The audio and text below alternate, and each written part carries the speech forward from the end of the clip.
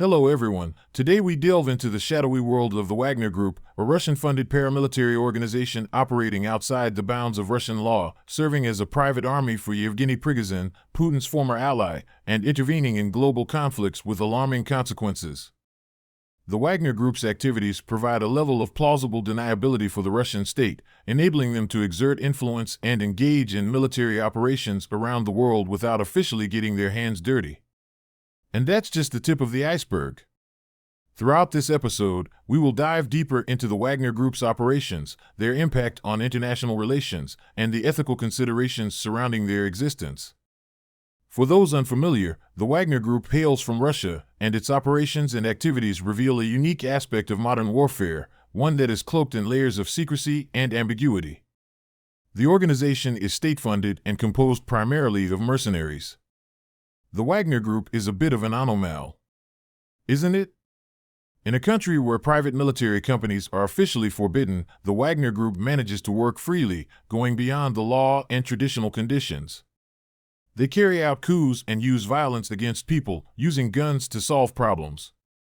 It is said that the group serves as a de facto private army for one of Russian President Vladimir Putin's former close allies, Yevgeny Prigozhin.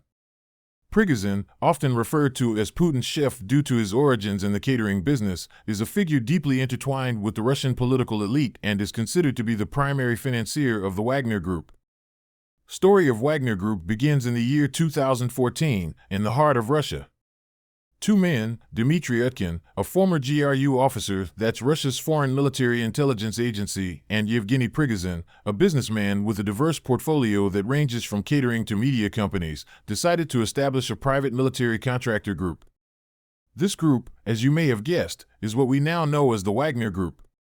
Quite the unusual pairing. Is not it? A military intelligence officer and a businessman, pooling their resources and expertise to form a private military company.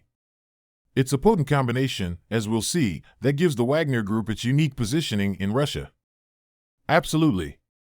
Now, let's fast forward a bit. Over the years, the Wagner Group has been involved in conflicts across the globe.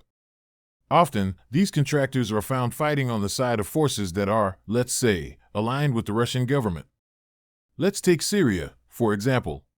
Indeed, the Syrian civil war, a complex and devastating conflict, saw the involvement of the Wagner Group fighting alongside the Syrian government forces. This support was critical in several key battles, tipping the scales in favor of Bashar al-Assad's regime. And it's not just Syria. The Wagner Group has also been implicated in the conflicts in Libya, the Central African Republic, and Mali.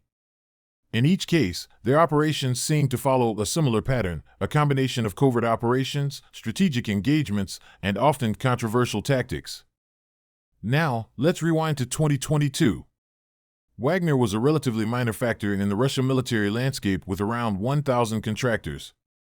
But in the throes of the Ukrainian conflict, Wagner evolved into something far more formidable.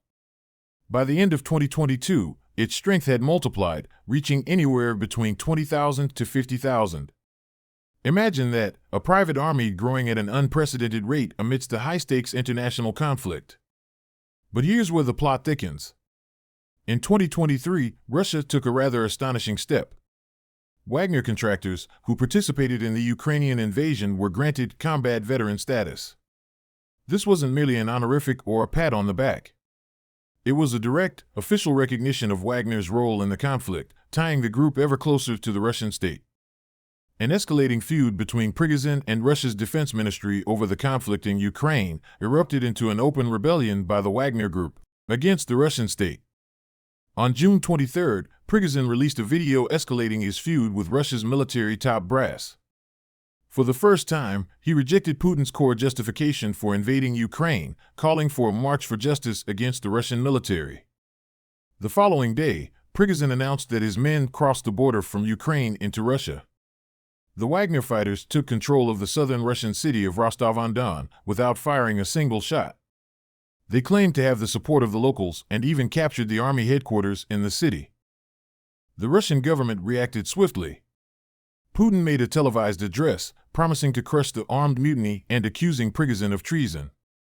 The Russian military attacked a convoy of rebel mercenaries who were already more than halfway to Moscow, and an amnesty was offered to Wagner mercenaries if they quickly laid down their weapons. But the tide turned when Belarusian President Alexander Lukashenko brokered a deal with Prigozhin. As a result, Prigozhin and all of his fighters vacated Russia's military headquarters in Rostov-on-Don. Prigozhin agreed to de-escalate the situation and decided to stay in Belarus. Prigozhin, a figure shrouded in controversy and mystery, now resides in Belarus, an unexpected turn of events. And even more surprisingly, there have been no charges brought against him. On the other hand, those Wagner fighters who did not participate in the march on Moscow have been given a lifeline in the form of military contracts. It's a complex landscape where alliances shift as quickly as the sands of the desert and loyalties are constantly tested. The Wagner uprising thus came to an end without a major conflict, but it left an indelible mark on Russia's political landscape. We will continue to monitor these developments, and you, our listeners, will be the first to know of any significant shifts in this unfolding narrative. So, until our next episode, stay safe, stay informed, and stay healthy.